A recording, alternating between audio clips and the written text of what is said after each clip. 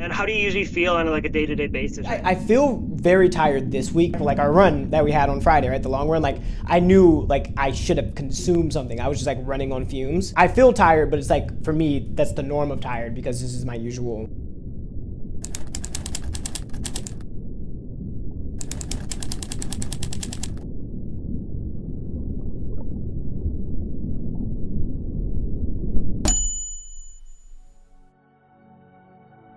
It's funny, coming into this marathon, coming into this block, the one thing that I feel like I haven't spent a lot of time with is doubt. There's been a lot of hope, a lot of dreaming, a lot of excitement. I felt like my week 2 was me repeatedly getting hit in the mouth and being reminded that if I was going to achieve this, some things were gonna have to change. Guys, I used to train hard. I was probably the hardest training high schooler ever. Doing recovery runs way too fast, pushing myself hard on workouts, trying to get every ounce out of myself because I thought my worth was related to my running production. I learned that just because I do hard work doesn't necessarily lead to successful results. As I am now lining up to aim for 228 at Chicago, what's scary about training for a marathon is you put multiple weeks into one day. You pour hours and hours and hours of time on feet for just one day, and you don't get a do-over. Last year when I ran Chicago, I got really lucky. The truth of the matter is, things came together fairly last minute.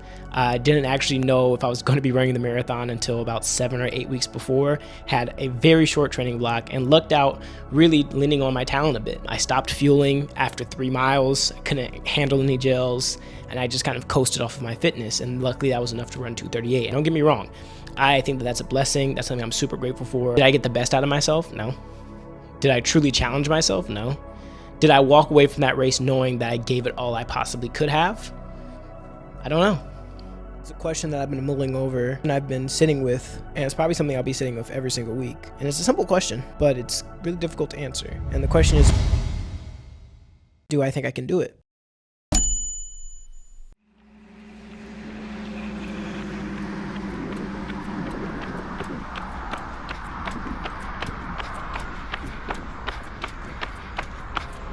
Track workouts come easy to me. Speed stuff just makes sense. Clicks in my body, I know exactly what I need to do. Pacing makes sense, I can just do it. Distance has always come a little bit slowly, but admittedly, over the course of the last year, when running with my run club, I've never actually felt challenged at track. I've always put myself in comfortable positions, and thankfully, usually the Group 1 workouts are within my wheelhouse. And this week was the first time where I did not know if I could do the workout. And admittedly, Wednesday this week was scary for me.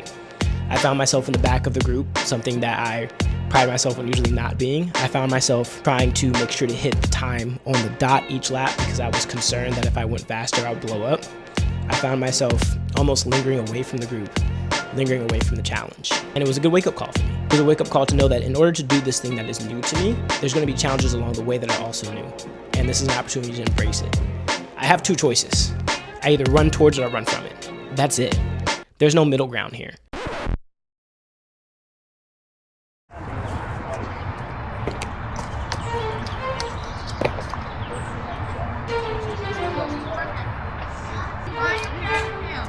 Additionally, this week, I felt the brunt impact of what happens when you don't prepare for a long run. I didn't prepare. Ran in the middle of the heat, didn't drink enough water, didn't fuel enough, and I felt the impact. And it was a nice reminder back to that skinny 14-year-old who was a freshman in high school just trying to do his best. The reality is, like, me just showing up and trying to do my best is not going to be enough. Not this time. Not for this goal.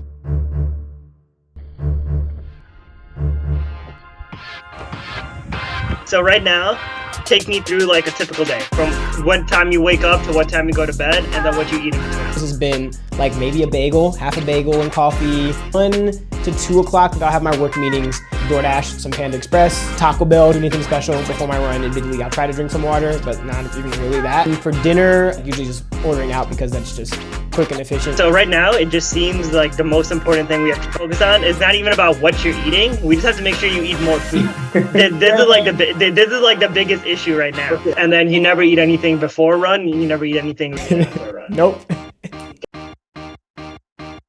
Admittedly, guys, I've been doing the same thing for years. I will drink Coca-Cola every day. have a limited amount of water, maybe have 2 meals, 3 if it's a great day. And again, coasting off of talent, I've been able to get by with that without any issue. I'm not going to run 228 living like that.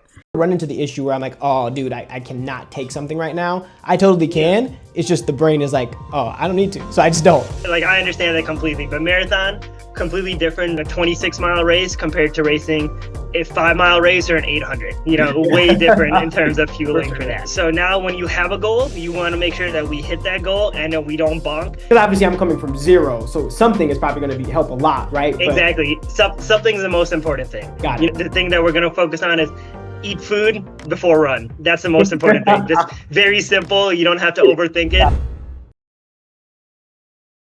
And that's a hard reality to come to, because that means the sacrifice that I need to make is having to change the literal way that I consume food, the way that I consume hydration. About this giant thing of water, I've been drinking more water this week than I ever have in my entire life. Aim for at least 100 to 120 ounces a day. I have not been drinking any water. Holy crap. I'll have to break it up the same way that I do with the meals in terms of thinking about throughout the day. Definitely when you wake up, you want to eat something. Definitely before you run, you want to eat something. After you run, you want to eat something. The goal should be a breakfast, a pre-run, a post-run, a lunch, and a dinner. I don't want to give you too much, because what I want it to be is I want stuff to be a habit. Number 1 is hydrate more throughout the day.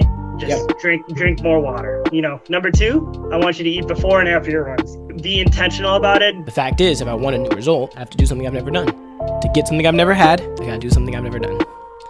And a lot of this is new. I'm starting at 0. You put a ladder in there, it's gonna feel like night and day, honestly. Yeah, exactly. Dude, I think your runs are gonna start feeling a little bit better too. I know they are. I'm excited for sure.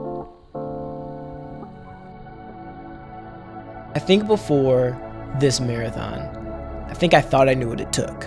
Get your long runs in, get your workouts in, get your mileage.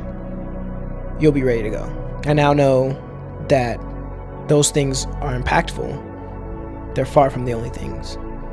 Making sure you're strength training, making sure you're eating enough, making sure you're hydrating plenty, making sure you're, again, having conversations with those doubts, being comfortable with those doubts, challenging yourself when it is time to work out, challenging yourself when it is time to hit a certain pace for X amount of time. If I look at Chicago Marathon last year, you could argue it was a success. If I don't change my food, I don't change my water, get my mileage in, train for 6 to 7 weeks, this is what I can run. What I'm learning in this cycle, I know is going to help me for everything moving forward.